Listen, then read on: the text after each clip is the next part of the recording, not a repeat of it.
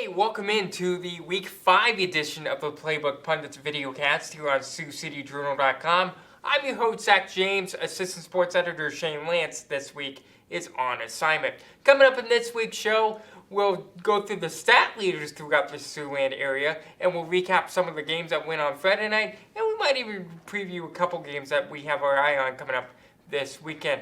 Let's start off with recapping what happened in the Metro over the weekend, and we'll start with South Sioux. We didn't get stats from the Cardinals, but we saw on social media, thanks to the South Sioux social media team, that they beat Omaha Bryant by a pretty good margin on Friday night. So everyone in the Metro has at least one win, and Dakota Valley got a win too. So everyone in the Metro has a win throughout so far this season. So congrats to South Sioux and Dakota Valley for getting that first win out of the season. It's always tough to get that first win after starting the season out a little bit sluggish, but the Cardinals and Panthers got it done there.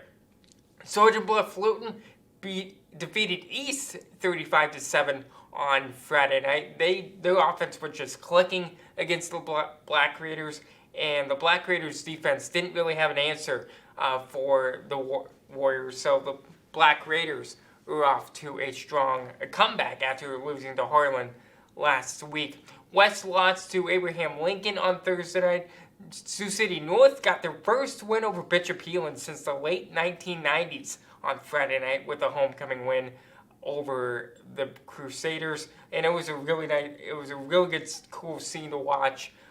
North, their student section fully embraced it. I think they understood what the win meant for the Stars program rather, and even though they weren't born in the late 90s the last time the Stars beat the Crusaders, I think it was cool for them to kind of realize what it meant to beat the Crusaders, and they did it on the ground again with Dayton Harrell and Diedrich Sullivan. So I think that'll be kind of the theme for the Stars as they continue on with their season.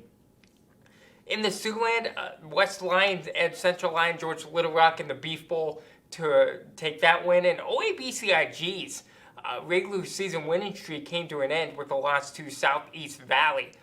And so that was kind of surprising to see Southeast Valley not necessarily beat the Falcons, but beat the Falcons in pretty handily fashion. I thought that was the surprising thing out of that. Boynton and Whole Rock Valley steamrolled over Algona, and I believe, correct me if I'm wrong on this, but I believe Spirit Lake got a win too. So pretty big game coming up on Friday night between Spirit Lake and OABCIG. And even though Shane's not here, I'll promote him for a second. He will be at Friday's game between the Indians and the Falcons, and you can follow him on Twitter at Shane M. Lance. I'm not 100% sure which game I'm going to yet, but it'll be somewhere around here.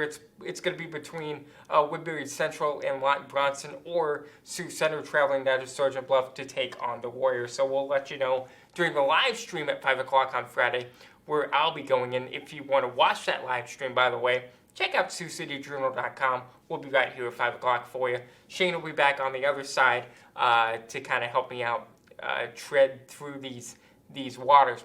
Let's take a look at some statistical leaders throughout the area. I thought this would be a good opportunity, since I'm alone this week, to kind of roll through this list, give some kids some shout-outs, and recognize them for their fast start throughout the first 4 weeks of the season.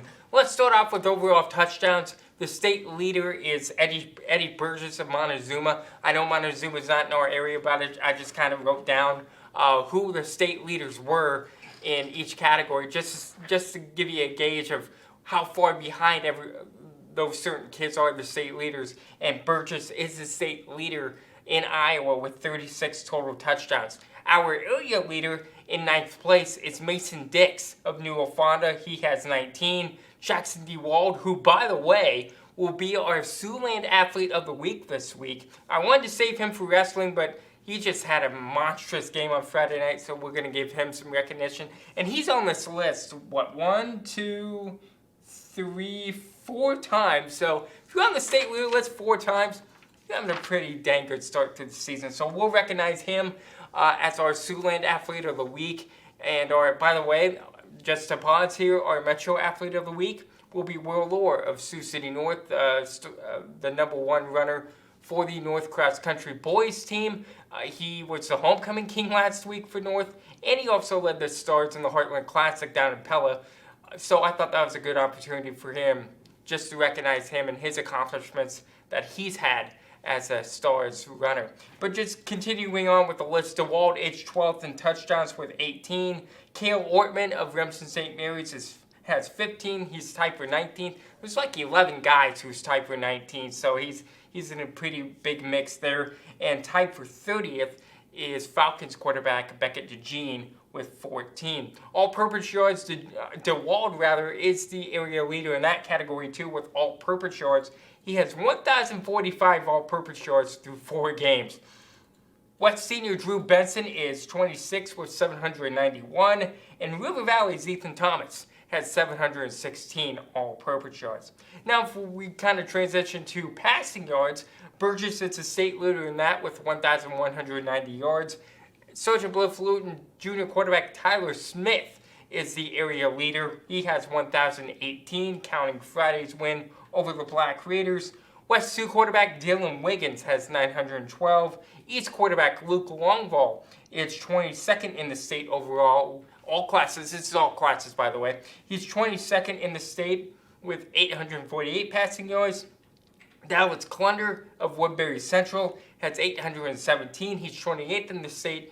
And right behind Clunder is Akron Westfield's Cade Walkingstick. He has 813 passing yards. Rushing carries, there weren't really many two-area kids who had rushing carries, but there was one, and he leads the state, and that's DeWald. He has 133 carries on the season. Rushing yards, there was only 2 in the area. The state leader is Marcus Beatty of Independence. He has 1,035. DeWald is 3rd in the state. He has an even 1,000 on the year so far. And Okoboji's Logan Heller has 603 rushing yards. In terms of receiving yards, we have 4 area athletes who were in the top 30 in that category. Caleb Saucer of Monticello is the state leader with 643. West Sioux's Brady Lynott is 3rd with 482. Tyler Schenkelberg of Sergeant Bluff is 6th with 453. Brett Scouten of Sioux Center has 414. And Carter Blyle of Woodbury Central has 369. Now let's take a look at the defensive stat leaders in the area for the state, and we'll take a look at defensive tackles and tackles for loss because nobody was in the top 30 in sacks. In terms of tackles, Brecken Freeberg of Tri-Center is the state leader with 63.5. We only have 1 in the top 30 in terms of total tackles statewide, and that was Sioux Central's Jacob Horians, who has 49 total tackles. Now, he has 45 solo tackles, and that does lead the state of Iowa in terms of solo tackles. In tackles for loss, Easton Valley's Hayden Felke has 19 tackles for loss, and we have 2 guys tied for 21st, and those are the only 2 in the area in terms of tackles for loss, and they both have 10. Colton Lutzcombe of Ridgeview and Nick Wells of Sioux City East both have 10. And that is a look at your stat leaders for entering Week 5 in the Siouxland area. Make sure to check out SiouxCityJournal.com for a live video cast coming up on Friday night, as Shane and I will take a look at area games coming up and the games that we'll be covering. And of course, check out SiouxCityJournal.com for our audio coaching show podcast, which is what I host, as I talk to area coaches about the week before and take a look at the week ahead. I'm not sure who's going to be on that podcast yet, but I have a pretty good idea. It's coaches involving teams we're covering coming up this week. For Assistant Sports Editor Shane Lance and the rest of the Journal Sports staff and the visual staff, Tim Hines, Jesse Brothers, want to give them a shout out as well. I'm Zach James. Thank you so much for watching. We'll talk to you on Friday night.